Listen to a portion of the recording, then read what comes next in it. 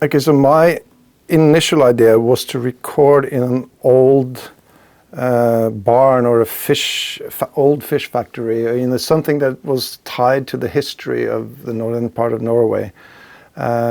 Because the ocean has been incredibly important to Norway historically. I mean, we have a coastline that if you stretched it out would go 2.5 times around the world, and we're a small country with not so many people. And it was a hard life, for fishermen who, would go out and not know if they came home from the raging seas. And that was the livelihood, it was a country of fishermen and farmers, basically. And then oil happened.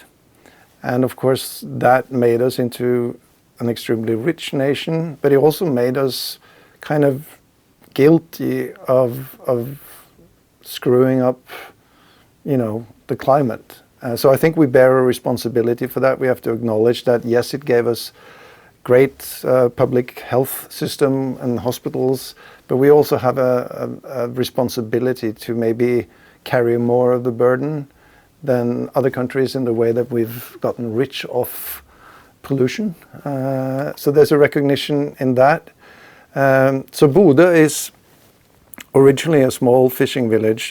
Today it's has a fantastic culture house, and it's close to Lofoten, which is an area that I've been more and more attracted to and interested in, and even ended up buying a farm up there during pandemic. Probably we'll see how good the idea was, but I love that part of our country. And so Bodø was much more practical on many levels because it had the infrastructure, and also it's a European cultural city in 2024. So there was a lot of buzz around the town, and so we ended up deciding that was the place to be. And yeah, we had a lot of help from locals to realize the project. We had fantastic time up there. So in a way, it wasn't planned from the start to be exactly there, but it turned out this was the perfect place to do it. And it's the place where, if you want to go up north, most people, take arrive at Bodø or Tromsø. And that whole area is incredibly fascinating. Super nice people, amazing nature, so many, incredible things. Like in the winter you have the northern lights. In the summer you have sun 24/7. So it's just a magical place, and we wanted to try to show a little bit of that magic also.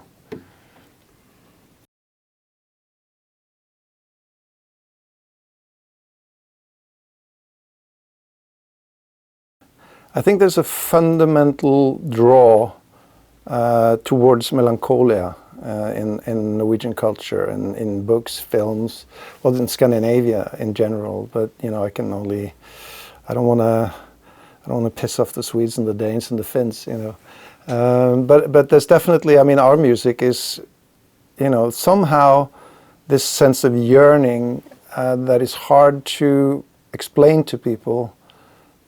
But it's a kind of, it's a force and a drive. It's not like a depressed worldview. It's more of for us, melancholy is a driving force. It's meaningful. It gives you a connection with the world. It makes your neck hair stand on end, and it makes you want to do things. It's not a passive thing.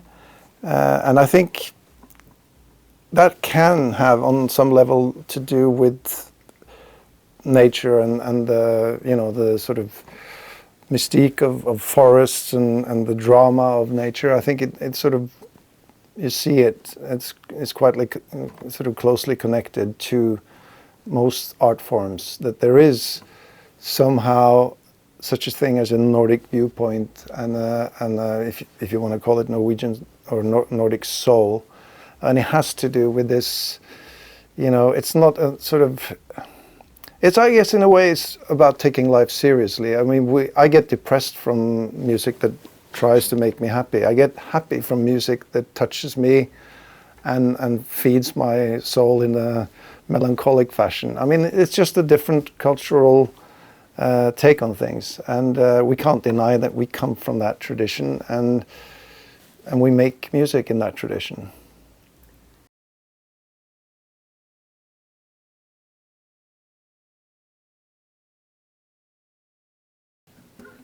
Well, I think activists like Greta Thunberg is incredibly important, and the way the movement gathers momentum just shows that the younger generations are in a better mind space than we have been. I mean, in a way, I feel like making apologies for my generation in not doing more, and or maybe try to do much more. Going forward. I mean, we have been involved in things related to inequality and climate challenges over the years.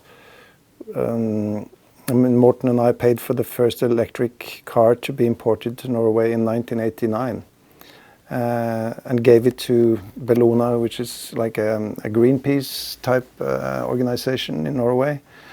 And through social activism, and they actually made that car pave way for the electric car revolution in Norway in many ways. By not paying fines, by parking everywhere, by driving in the bus lanes, and then refusing to. So it ended up in court, and they managed to get the argument out in newspapers that electric cars of the future will have to have privileges if we want to see a change. So we've been fortunate and lucky, I guess, to be able to take part in projects that have felt meaningful over the years, but not near enough. And I mean, I think the young generations, not only in terms of climate, but in sensitivity towards culture and equality, and across social, gender, cultural issues. I think I get inspired by what I see, and at the same time a little bit embarrassed that we did not do more.